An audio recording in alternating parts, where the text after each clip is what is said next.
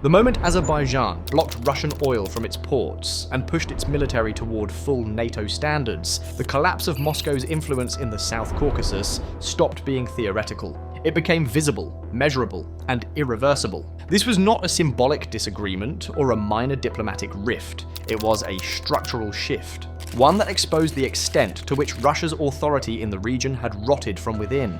Armenia was breaking away, Azerbaijan was drifting west, Serbia was reconsidering its loyalties, and the sphere of influence that Vladimir Putin viewed as untouchable was beginning to unravel in front of him.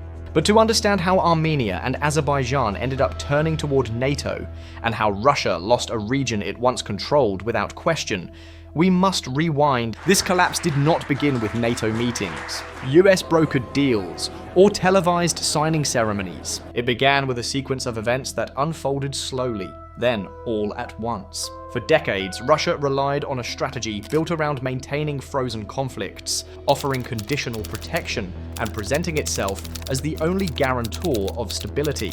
That strategy worked, until it didn't. And the moment its foundation cracked, the entire structure began to collapse. More than 30 years ago, Armenia and Azerbaijan were trapped in one of the fiercest conflicts of the post-Soviet era. The heart of the conflict was Nagorno-Karabakh, a mountainous region internationally recognized as part of Azerbaijan, but inhabited mostly by ethnic Armenians.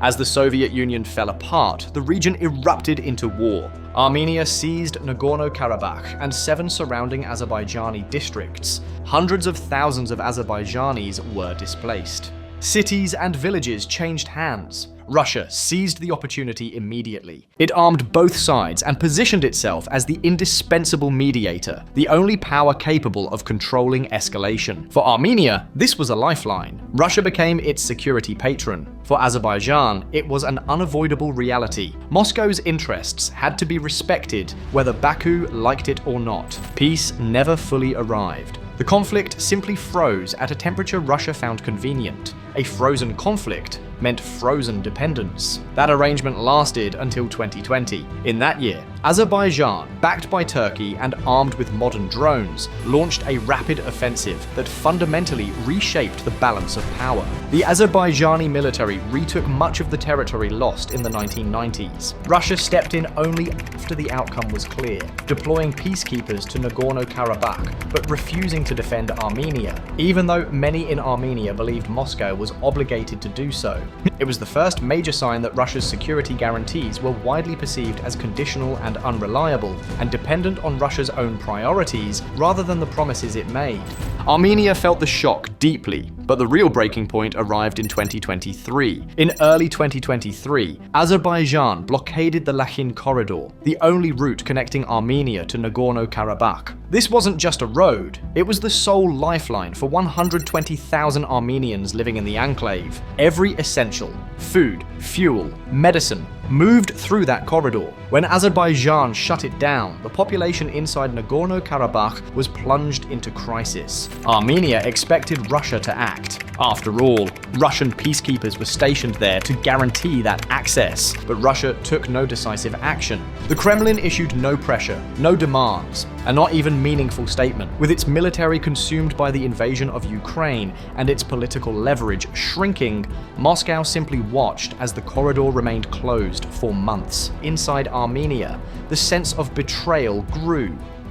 Russian influence, once taken for granted, began to lose its legitimacy. The breaking point came in September 2023. Azerbaijan launched a one-day military operation that overwhelmed the remaining Armenian forces in Nagorno-Karabakh. 30 years of Armenian control ended almost instantly. Russian peacekeepers, who were supposed to be the enforcers of stability, stood aside. No deterrence, no defense, no intervention. For Armenia, this was not just a diplomatic disappointment. It was a historic rupture. Russia had promised protection, but delivered nothing. The Armenian government froze its participation in the CSTO, often described as Russia's NATO equivalent, and openly declared Russia an unreliable ally. Yerevan turned to the United States and the European Union.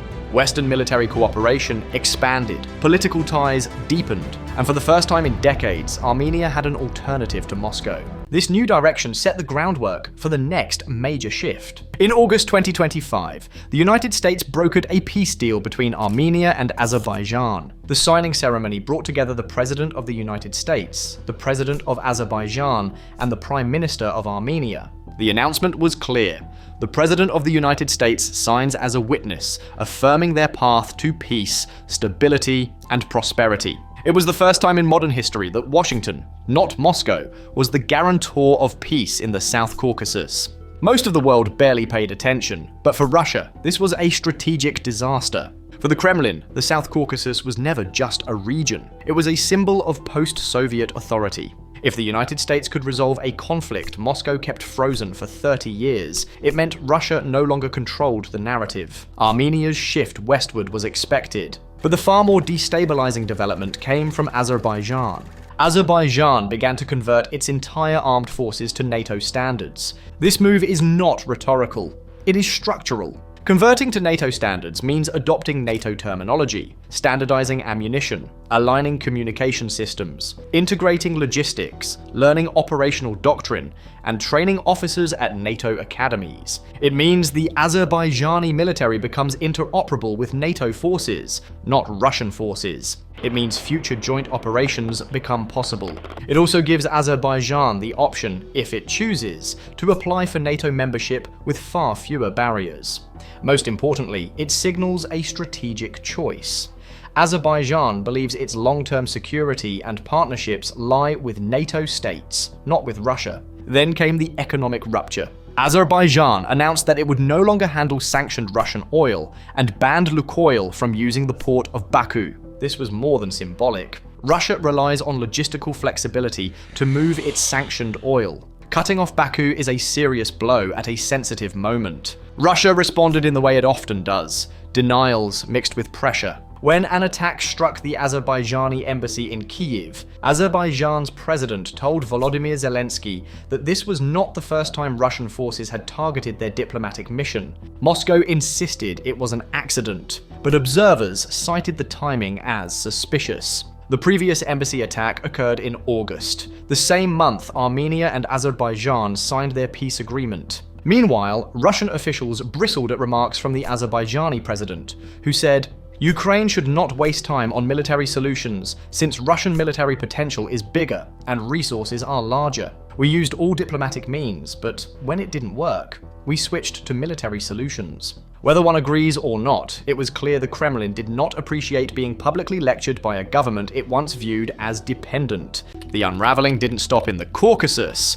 Even Serbia, Russia's closest partner in Europe, began shifting.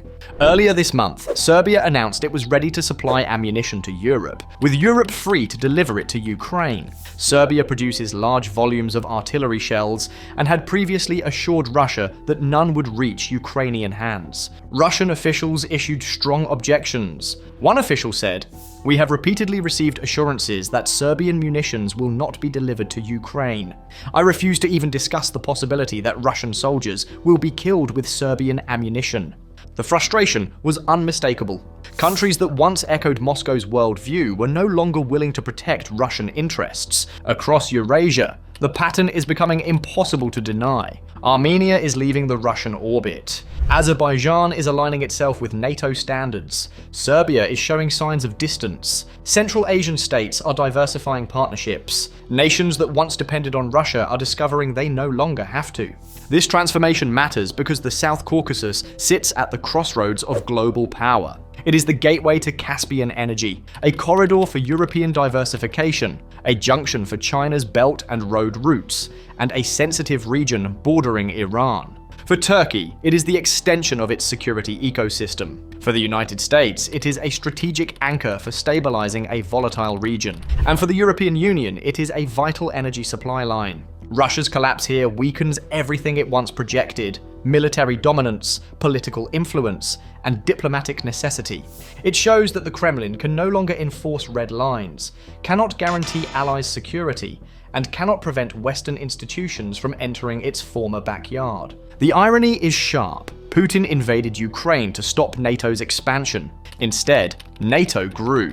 Finland and Sweden joined, and Ukraine deepened its ties to NATO, even though full membership remains blocked by some NATO states. And now the South Caucasus, long seen as within Moscow's orbit, is moving toward Western systems. Russia did not lose its sphere of influence because others stole it. It lost it because it failed to offer what it promised: reliable security, stable diplomacy, and strategic foresight. When the guarantees collapsed, so did the alliances. And that leads to the question every analyst is asking. If the South Caucasus has slipped away, which region will be next? How far will Russia's geopolitical unraveling spread? And is there any realistic path for Moscow to regain the influence it spent decades building? The realignment has already begun. Key questions remain. How far will it go? And how much of the post-Soviet world will follow Armenia and Azerbaijan's path into a new geopolitical orbit?